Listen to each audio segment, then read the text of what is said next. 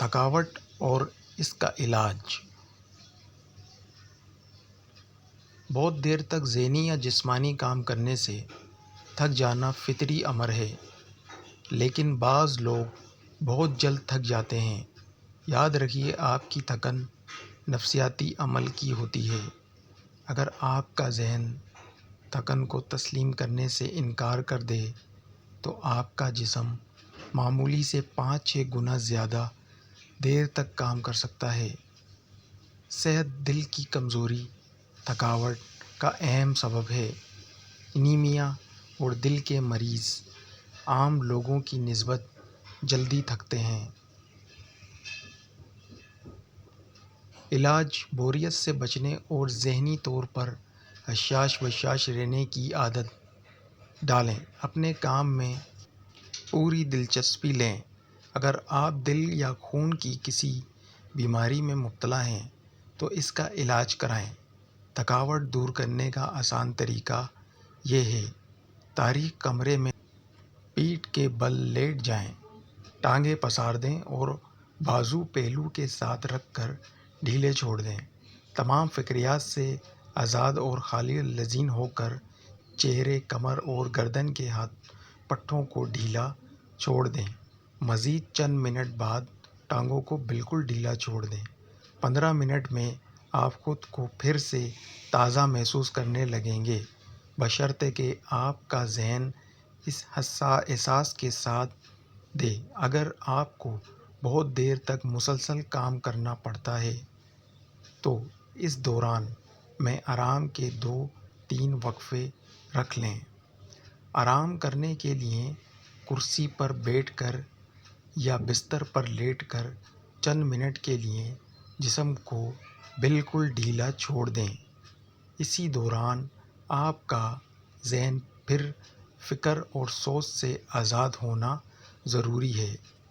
یاد رکھیے، مسلسل کام کرنے سے وقت گزرنے کے ساتھ ساتھ تھکاوٹ اور اس کے برے اثرات میں تیزی سے اضافہ ہوتا ہے۔ کھانا کھانے کے بعد کم از کم نصف گھنٹے تک کوئی جسمانی یا ذہنی کام نہ کریں، ورنہ خون کی سپلائی کے لیے آپ کے معدے اور دماغ میں مقابلہ شروع ہو جائے گا اور آپ بہت جلد تھکیں گے۔ تھکاوٹ دور کرنے کے لیے ٹھنڈے یا گرم پانی کا غسل اور اس کے بعد تولیے سے پٹھوں کی مالش بہت مفید ہے۔ آپ تیل یا کریم جسم پر مل کر بھی مالش کر سکتے ہیں۔ ٹھنڈا یا گرم پانی جسم پر جتنی دیر پڑتا رہے اتنا ہی اچھا ہے۔ کم از کم آدھے گھنٹے تک پانی میں رہنا ضروری ہے۔ اس مقصد کے لیے ٹب میں نہانا زیادہ مفید ہے۔ گرمی لگنے سے بے ہوش ہونا: گرمی لگنے سے تھکاوٹ یا غنودگی کی شکایت ہو سکتی ہے اور اگر اثر زیادہ ہو تو مریض بے ہوش ہو سکتا ہے۔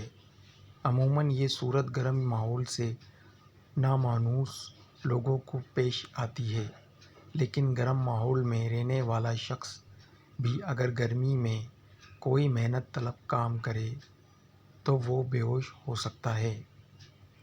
یہ بیماری لو لگنے سے بالکل مختلف ہے۔ اس میں درجہ حرارت 102 ڈگری سے بڑھنے نہیں پاتا اور مریض کی جلد ٹھنڈی اور گیلی ہوتی ہے۔ چہرے اور پیشانی پر ٹھنڈے پسینے آتے ہیں۔ بعض اوقات کافی دیر تک گرمی میں کھڑے رہنے کے بعد بیٹھنے سے مریض بے ہوش ہو جاتا ہے۔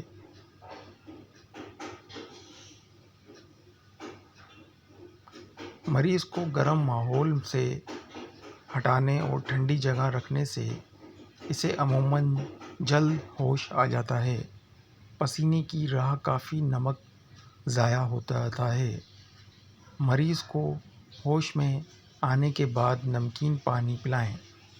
نوآلود لوگوں کو گرم ماحول سے بچا کر رہنا چاہیے۔